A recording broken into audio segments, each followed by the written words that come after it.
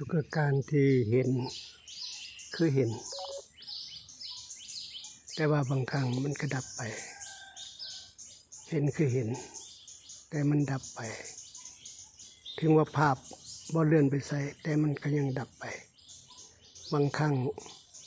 ภาพเลื่อนไปมันก็ดับไปอีกเก่าเห็นสักแต่ว่าเห็น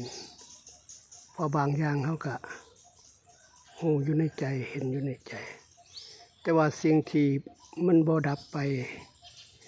โดยที่เขาบังคับบ่ได้คือฌานคือเขานั่งแล้วก็สงบอยู่ในฌานเลยมันจะบ่ดับแบบนี้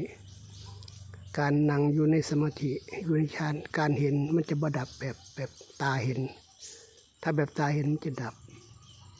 มันจะมีการเกิดดับเกิดดับเกิดดับแต่ว่าการเฮาเห็นอยู่ในฌานนี่ดิ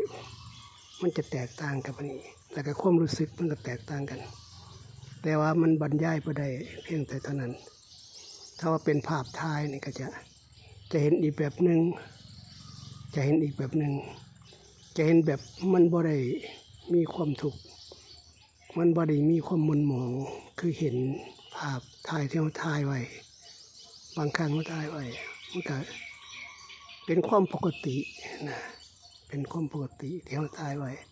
เวลาเบิ่งก็เบิ่งเป็นปกติความเป็นปกตินั่นแหละมันบ่เคลื่อนนะ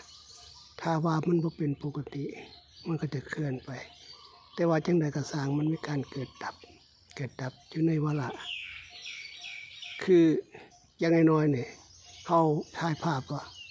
เขาจะได้ยินเสียงนกร้องมันก็ดับสิ่งที่มันเกิดดับมันมีกับเขาจนได้เห็นจนได้สองลมหายใจมันก็ยุบหนอพองหนอมันก็เกิดดับสิ่งที่เกิดดับเขาจะเห็นอยู่ตลอดเวลาอยู่กับตัวเขาแต่ว่าอย่าไปเบิ่งอื่นเบิ่งตัวเขานี่แหละเบิ่งหูเขาได้ยินเบิ่งตาเขาเห็นเบิ่งอาการในสังขารเขานี่